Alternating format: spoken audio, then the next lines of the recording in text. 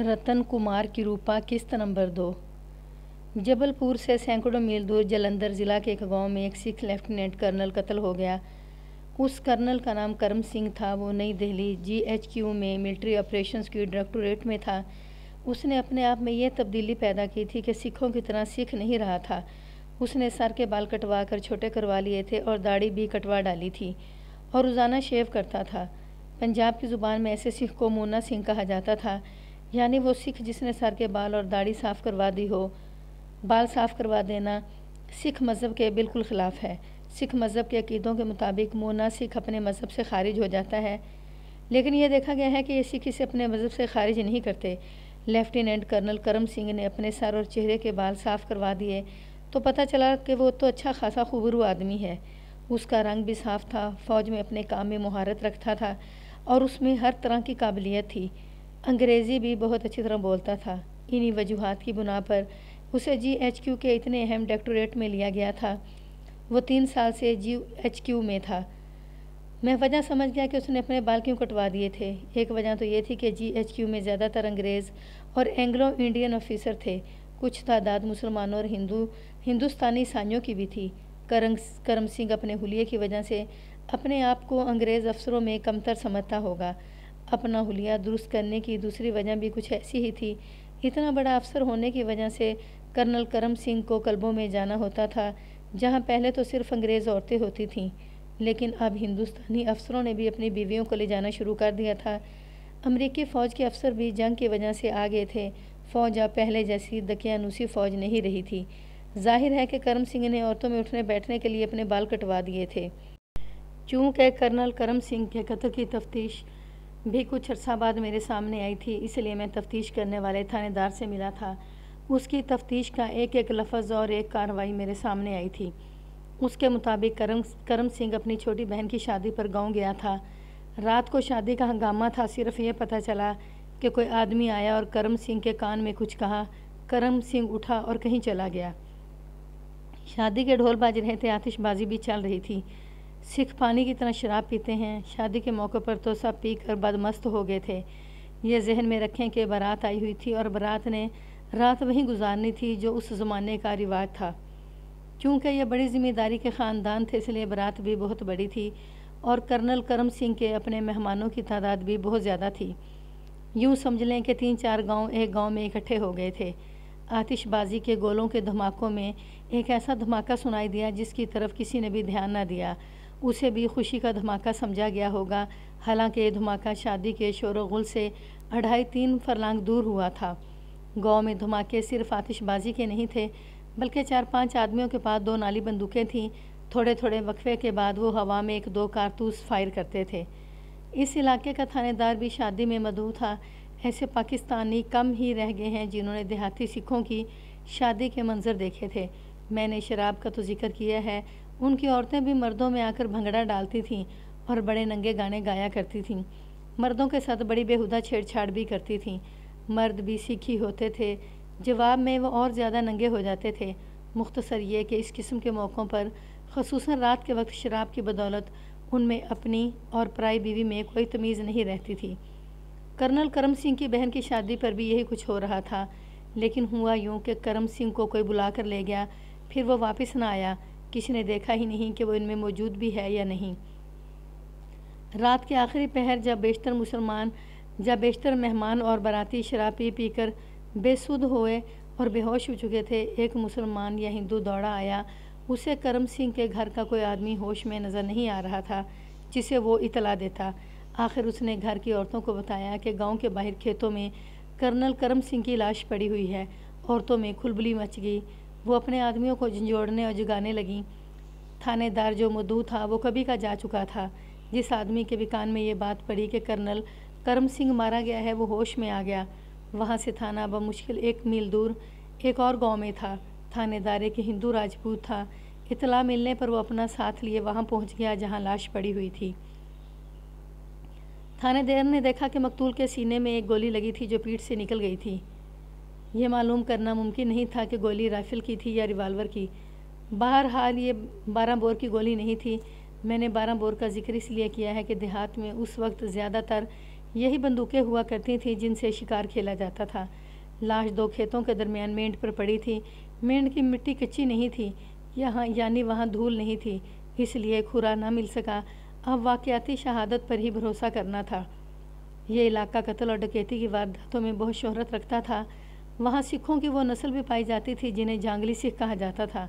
ایک طرف تو ان کی اخلاقی حالت یہ تھی کہ خوشی کے موقع پر شراب پی کر اپنے پرائے کو بھی کوئی تمیز نہیں رکھتے تھے، اور دوسری طرف یہ عالم کہ اتنی سی بات پر قتل کر دیتے تھے کہ مقتول نے فلاں کی بہو بیٹی یا بیوی کو چھیڑا تھا۔ ڈکیتی کو تو یہ لوگ معمولی سی واردات سمجھا کرتے تھے۔ کرم سنگھ کے قتل کی واردات کو اس لیے اہم واردات سمجھا گیا کہ وہ کرنل تھا اور اس علاقے میں کرنل کے نام سے مشہور تھا۔ واقعاتی شہادت میں سب سے پہلے یہ سوال سامنے آیا کہ مقتول کی دشمنی کس کے ساتھ تھی۔ جب یہ سوال سامنے آیا تو دشمنیوں کی ایک لمبی فہرست بن گئی۔ اس فہرست میں سب سے پہلے ایک خاندان کا نام آیا جس کے کھیت مقتول کے کھیتوں کے ساتھ ملتے تھے۔ کوئی 1 سال پہلے پانی لگانے کی باری پر دونوں خاندانوں میں خون ریز لڑائی ہوئی تھی۔ قتل تو کوئی نہیں ہوا تھا، لیکن جو زخمی ہوئے تھے وہ 1 سال بعد بھی سنبھل نہیں سکے تھے۔ اس وقت بھی یہی تھانے دار اس تھانے میں آیا تھا۔ اسی کی کوششوں سے دونوں خاندانوں میں راضی نامہ کرا دیا گیا تھا۔ اس تھانے دار نے مجھے بتایا تھا کہ اس کے بعد بھی ان کی چھوٹی موٹی جھڑپیں ہوتی ہی رہتی تھیں۔ اب کرم سنگھ قتل ہو گیا۔ تھانے دار نے اس خاندان کے تمام آدمیوں کو بلا کر مشتبہ بٹھا لیا۔ خاندان میں جو سب سے بڑا آدمی تھا اسے تھانے دار نے اپنے پاس بٹھایا۔ لاش پوسٹ مارٹم کے لیے بھیج دی گئی تھی۔ سردار جی، تھانے دار نے اس آدمی سے پوچھا، میں نے پہلے بھی تم سب کو مقدمہ بازی اور جیل سے بچایا تھا، تم لوگ پھر بھی لڑتے رہے اور 1 سال میں 2 مرتبہ تمہاری لڑائیاں تھانے تک آئیں تو بھی میں نے تم سب کو راضی نامے کے ذریعے بچا لیا۔ اگر میں تمہیں مقدمے میں ڈال دیتا تو تمہاری زمینیں نیلام ہو چکی ہوتیں۔ اب ایسے کرو کہ قاتل کو میرے حوالے کر دو، میں وعدہ کرتا ہوں کہ میں اس پر بھی راضی نامہ کرا دوں گا۔ تمہیں صرف یہ کرنا پڑے گا کہ جو جرمانہ مقتول کے علاوہ حقین مانگیں گے وہ دے دینا، یا اپنی 1-2 لڑکیوں کی شادیاں ان کے لڑکوں سے کر دینا۔ اگر وہ نہ مانے تو بھی میں وعدہ کرتا ہوں کہ مقدمہ اتنا کچا بناؤں گا کہ تمہارا آدمی صاف بری ہو کر آ جائے گا۔ کیوں؟ اس بوڑھے سکھ نے کہا، تم میرے چاچے لگتے ہو کہ مجھ پر اتنی مہربانی کرو گے کہ قتل کا جرم بخشوا دو گے۔ اس طرح بات کرنا سکھوں کا انداز تھا۔ وہ نہیں دیکھا کرتے تھے کہ جس کے ساتھ وہ بات کر رہے ہیں وہ ان کا کوئی نوکر چاکر ہے یا کوئی بہت بڑا افسر ہے۔ بات بات میں گالی بکنا ان کی عادت تھی۔ اپنی جوان بیٹیوں کے ساتھ بات کرتے ہوئے بھی وہ نمگی گالیاں بکتے رہتے تھے، بلکہ آدھی بات گالیوں کی زبان میں کرتے تھے۔ سردار جی، تھانے دار نے کہا، میں آپ کا بیٹا ہوں، میں نے آپ کی کھیتیوں کا اناج کھایا ہے۔ رہنے دے بھائی، بوڑھے سکھ نے کہا، تم میرے بیٹے بنتے ہو اور الزام یہ دیتے ہو کہ کرم سنگھ کو ہم نے قتل کیا ہے۔ اس سے ظاہر ہوتا ہے کہ تم اپنے باپ کے بھی بیٹے نہیں۔ میری بات سن تھانے دار، تم اچھی طرح جانتے ہو کہ ہم آمنے سامنے آ کر برچھیوں، کرپانوں اور گنڈاسوں سے لڑتے ہیں، اور ہم لڑنے پر آتے ہیں تو دشمن کو پہلے للکارتے ہیں۔ دوسری بات یہ ہے کہ ہم چوروں کی طرح رات کے اندھیرے میں دشمن کو اکیلا دیکھ کر گولی نہیں چلایا کرتے۔ ہمارے سارے خاندان میں ایک بھی شکاری بندوق نہیں، رائفل اور ریوالور بھی نہیں، اور سنا ہے کہ کرنیل رائفل یا پستول کی گولی سے مارا گیا ہے۔ یہ ہمارا طریقہ نہیں۔ خالصہ جی، تھانے دار نے کہا، مجھے کوئی ضرورت نہیں کہ میں منت کر کے تم سے اپنی بات منواؤں۔ میں تھانے دار ہوں، تم یہ بھی نہیں سمجھتے کہ میں تمہاری عزت کر رہا ہوں، اور تم یہ بھی نہیں سوچتے کہ مقتول انگریزوں کا کرنیل تھا۔ فوجی ہیڈ کوارٹر کو جب اطلاع ملے گی کہ کرنیل مارا گیا ہے تو فوج یہاں آ جائے گی، پھر جس پر ذرا سا بھی شک ہوا اس کی خیر نہیں۔ یہ سوچو خالصہ جی، جنگ لگی ہوئی ہے، تمہارا لحاظ کوئی نہیں کرے گا۔ اوئے تھانے دار، بوڑھے سکھ نے بڑی دلیری سے طنزیہ لہجے میں کہا، کس کو ڈرا رہے ہو؟ آزمانا ہے تو کسی آدمی کی طرف اشارہ کرو، 1 منٹ میں قتل کر کے دکھا دوں گا۔ تو مجھے فوج سے ڈرا رہا ہے؟ میں نے کہہ دیا ہے کہ کرنیل کو میرے خاندان کے کسی آدمی نے قتل نہیں کیا۔ اگر کرنیل کے خاندان نے میرے خاندان پر شک لکھوایا ہے تو سمجھ لیں کہ اس خاندان کے 2-3 آدمی ہیں ہی نہیں۔ مجھے پتہ چل جانے دے کہ یہ شک کس نے لکھوایا ہے، پھر میں تجھے ایک مقتول اور اس کے ساتھ ہی ایک قاتل بھی دوں گا۔ میں نے ان کے مکالمے اور سوال و جواب شریفانہ زبان میں پیش کیے ہیں۔ ان سکھوں سے باتوں باتوں میں اقبال جرم کرانا بہت ہی مشکل کام تھا۔ ان کے ساتھ 3rd ڈگری کے ایسے طریقے استعمال کیے جاتے تھے جیسے کسی جانور کو ذبح کیا جاتا ہے۔ یہ لوگ بڑے ہی سخت جان تھے۔ اس ہندو تھانے دار نے اس خاندان کے تمام آدمیوں کو تھانے بھیج دیا، لیکن تھانے دار پر یہ خوف سوار تھا کہ یہ سب دنگا فساد ضرور کریں گے۔ बहरहाल ये छोटी छोटी बातें हैं जो सारी की सारी नहीं सुनाई जा सकती। मैं आपको चीदा चीदें बातें सुना रहा हूँ।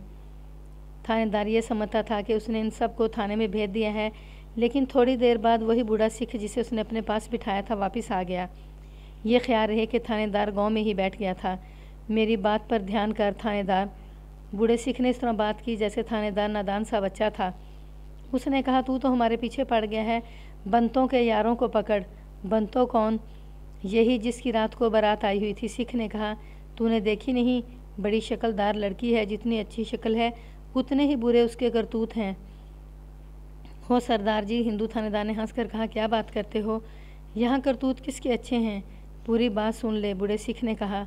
बंतो यहाँ शादी नहीं करना चाहती थी। अभी ये 14-15 साल की थी जब उसने पहली यारी लगाई थी। जब पूरी तरह जवान हुई तो एक और के साथ यारी लगा ली। फिर उन दोनों की आपस में लड़ाई हुई तो एक रह गया। ये साथ वाले गांव का रहने वाला है, उसने अभी तक शादी नहीं की। बंतो से 4-5 साल बड़ा है। उसके माँ बाप ने बंतो का रिश्ता मांगा था, लेकिन करनैल ने जवाब दे दिया था। उस वक्त करनैल मेजर था। उसने कहा था कि मैं अपनी बहन का रिश्ता अपने बराबर के घर में दूंगा। बंतों की बात सुनाओ सरदार जी, थानेदार ने पूछा। उसने भी कुछ कहा था? तुम पूछते हो? कहा था, सिख ने कहा। उसने तो मर्दों की तरह ऐलान किया था कि मेरी डोली करतारा ही लेकर जाएगा। कोई दूसरा आया तो उसे मेरी लाश ही मिलेगी या मेरी जूती को डोली में डाल कर ले जाएगा। तुम जानते हो किसी के घर का भेद छुपा नहीं रहता।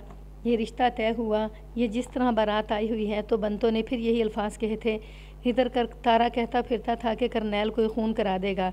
करतारे को मालूम था कि रिश्ते का जवाब करनैल ने दिया है और वो अकेला उसके खिलाफ है। कोई 2-3 आदमी बताओ जिनके साथ करतारे ने ऐसी बातें की हों। थानेदार ने कहा, झूठ नहीं बोलूँगा पंडित जी। बूढ़े सिख ने कहा, अगर करतारे ने मेरे बेटों के साथ बात की थी और मेरे बेटों ने उसे कहा था कि उड़ा दे इस करनैल को। तुम जानते हो हमारी दुश्मनी है। दुश्मन किसी के हाथ से मरे, हमने तो खुश ही होना है। करतार सिंह के घर में राइफल या पिस्तौल है। तुम्हें किसने थानेदार बना दिया है? सिख ने कहा, इस इलाके के हज़ारों जवान फ़ौज में हैं। यहाँ तो पिस्तौल और ग्रेनेड भी पहुँच गए हैं। फिर मैं तुम्हें एक और बात बताता हूँ। क्या दुश्मन क्या सज्जन, करनैल के मरने का अफसोस किसी को भी नहीं होगा। वो क्यों?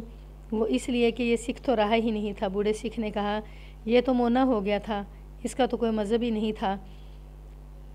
केस और दाढ़ी कटाकर ना सिख रहा, ना मुसलमान बना, ना हिंदू ना ईसाई। गरनथी बाबा से पूछ, उसने गुरुद्वारे में इसका दाखिला बंद कर दिया था। फिर उस पर भी ध्यान करके करनैल बनकर उसने इंसान को इंसान समझना छोड़ दिया था। सीधे मुंह किसी के साथ बात नहीं करता था। पहले करतारे की बात कर, थानेदार ने कहा। मैंने पूछा था कि उसके पास पिस्तौल था या राइफ़ल। ये देखना तेरा काम है। सिख ने कहा, मैंने अपनी आंखों से उसके पास ना कभी राइफ़ल देखी है ना पिस्तौल। मैंने इशारा दिया है। अच्छा खालसा जी, थानेदार ने कहा, तुम थाने चलकर बैठो, मैं अपनी कार्रवाई पूरी करता हूँ। मुझे थाने में अंडों पर बिठाना है। सिख ने कहा, मैंने जो इशारा दिया है उधर ध्यान कर। इशारा बड़े काम का था। थानेदार ने उस सिख को बड़ी मुश्किल से थाने भेजा। गांव की हालत तो बिल्कुल ही बदल गई थी। बारात ने खाली वापस जाना था। शादी मुलतवी हो गई थी। रात को शादियाने बज रहे थे और आसमान आतिशबाजी से चमक रहा था। मगर अब सारे गांव पर मातम की खामोशी थी। जितने मेहमान आए थे वो सब मौजूद थे, लेकिन ऐसे पता चलता था जैसे सारे गांव पर मौत आ पड़ी हो। उस दौर के वो तमाम police inspector, sub inspector, assistant sub inspector जो कभी सिखों के उन इलाकों में और दुआबे के इलाकों के थानों में रहे हैं, बड़ी अच्छी तरह जानते हैं कि उन इलाकों में तफ्तीश के अंदाज़ और तरीके बदलने पड़ते थे। शहरों, कस्बों और उनके मुज़ाफ़ात में रहने वाले लोगों पर पुलिस और थाने का खौफ तारी रहता था। उनमें से किसी को भी थाने बुलाते थे तो वो अंदर बाहर से काँप रहा होता था। दूसरे देहाती लोगों का भी यही हाल होता था। इस कैफियत में उनके दिलों में छुपी हुई बातें निकलवाई जा सकती थीं। तशद्दुद और इज़ार-ए-सानी की ज़रूरत नहीं पड़ती थी, लेकिन मौजूदा मशरकी पंजाब के दुआबे और माझे मालवे के सिखों का मामला ही कुछ और था। सिखों की फितरत बहुत मुख्तलिफ थी। वो हवालात को बैठक और जेल को सेहत अफजा मुकाम समझते थे। पुलिस से डरने की बजाय थानेदारों को खरी खरी सुनाते और गाली गलोच पर भी उतर आते थे। पत्थर तोड़े जा सकते थे, लेकिन सिखों को बातों में तोड़ना और उनसे इकबाल जुर्म कराना अक्सर केसों में नामुमकिन होता था। और यूँ भी होता था कि किसी सिख को शराब पिलाई और उसे वाह खालसे तू तो शेर है जैसे तारीफ़ी कलमे कहकर हवा भरी तो खालसे ने दिल में छुपाई हुई बातें बड़ी दलेरी से उगल दी। मैं आपको ये बताने की कोशिश कर रहा हूँ कि इन इलाकों का सिख बड़ी दिलचस्प चीज़ हुआ करता था और सिख की फितरत और उसकी आदतें दुश्वार गुजार इलाके जैसी थीं, जो पहाड़ी भी होता है और उसमें घना जंगल भी होता है। ऊंची घास में छुपी हुई दलदल भी होती है, चलने का रास्ता नहीं मिलता और अंदर गया हुआ आदमी बाहर भी नहीं आ सकता। इस हिंदू थानेदार को मालूम था कि यहाँ शरीफाना तफ्तीश नहीं चला करती, बल्कि डंडा चलेगा। उसने फैसला कर लिया कि करतार सिंह के घर पर छापा मारेगा, लेकिन उसने नंबरदार और अपने एक दो आदमियों से कुछ मालूमात लेनी ज़रूरी समझी। नंबरदार ने तस्दीक कर दी। उसने बताया कि करतार सिंह ने कई बार कहा था कि बंतों की डोली किसी और के घर नहीं जाएगी। क्या उसके घर में रिवाल्वर या राइफ़ल है? थानेदार ने पूछा। उसके पास लाइसेंस वाला तो कोई एक भी हथियार नहीं, नंबरदार ने जवाब दिया। अगर उसने छुपा कर रखा हुआ है तो मैं कुछ कह नहीं सकता। उसके दो भाई फ़ौज में हैं, एक हवालदार है और दूसरा नाइक है। ये तो आपको मालूम है कि फ्रंट से वापस आने वाले फ़ौजी वहाँ से कुछ न कुछ छुपा कर तो ले ही आते हैं। उसके घर की तलाशी ले लें। नहीं, थानेदार ने खाना तलाशी के इरादे को नंबरदार से छुपाए रखने की खातिर कहा। तलाशी लेने की कोई ज़रूरत नहीं। मेरे पास करतार सिंह के ख़िलाफ़ कोई शहादत और कोई सबूत नहीं। नंबरदार चूँकि सरकारी आदमी होते थे, इसलिए वो अफसरों की खुशामद में बहुत माहिर होते थे। थानेदार ने कहा कि तलाशी की ज़रूरत नहीं, तो नंबरदार ने भी तायद में कह दिया कि हाँ, तलाशी की कोई ज़रूरत नहीं। दूसरी तरफ ध्यान करें, नंबरदार ने कहा, मेरा दिल कहता है कि करनैल के कातिल उसी के साले हैं। दुश्मनी क्या है? थानेदार ने पूछा। दुश्मनी ये है, नंबरदार ने जवाब दिया, करम सिंह जब से करनैल बना हुआ है, उसने अपनी बीवी को अपने साथ रखना छोड़ दिया था। जंग शुरू होने से पहले करनैल सूबेदार था, 12 जमातें पढ़ा हुआ था। मुझे तो अच्छी तरह पता नहीं, कोई कहता था कि दफ्तर में बड़ा अफसर लगा हुआ है और कुछ लोग बताते थे कि फ़ौज में पढ़ाता है। जंग शुरू हुई तो एक रोज़ पता चला कि करम सिंह कप्तान हो गया है। अब देखो 2-3 सालों में करनैल भी हो गया है और उसका दिमाग इतना फिर गया है कि सर के बाल और दाढ़ी के बाल साफ करा के सिख भी नहीं रहा और पुरानी बीवी को उजाड़ दिया है। इन हजरात के लिए जो दूसरी जंग अजीम में इस दुनिया में नहीं थे, ये बात हैरान कुन होगी कि एक आदमी सूबेदारी से कप्तान बना और 2-3 साल में ही लेफ्टिनेंट कर्नल भी बन गया। ये कोई अजीब बात नहीं। जंग अजीम में फ़ौज कई गुना ज़्यादा हो गई थी और इसी रफ्तार से मर भी रही थी, इसलिए अफसरों की बहुत ही कमी वाक़या हो गई थी। अंग्रेज़ों ने हिंदुस्तानी फ़ौज में ये कमी इस तरह पूरी की थी कि तालीम याफ्ता सूबेदारों को कप्तानी दे दी थी, फिर उनकी काबिलियत और अपनी ज़रूरत के मुताबिक उन्हें अगले ओहदे वक्त से पहले भी दे दिए थे। अंग्रेज़ इतना बेवकूफ़ नहीं था।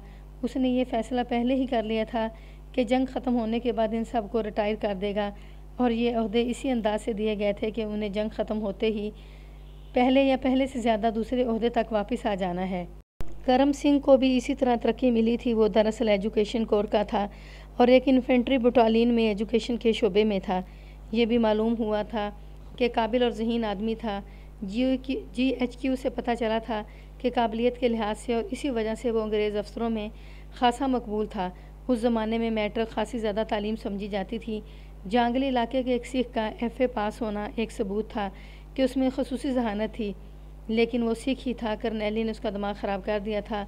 जंग अजीम में ये तो आम हुआ था कि किसी सूबेदार को कप्तानी या मेजरी मिल गई तो उसने पुरानी बीवी को तलाक दे दी और नौजवान लड़की के साथ शादी कर ली। यही हरकत करम सिंह कर रहा था। पहले करनैल के बीवी बच्चे उसके साथ रहते थे। नंबरदार ने बताया, 1 साल से ऊपर अरसा हो गया है उसकी बीवी बच्चे गांव में हैं।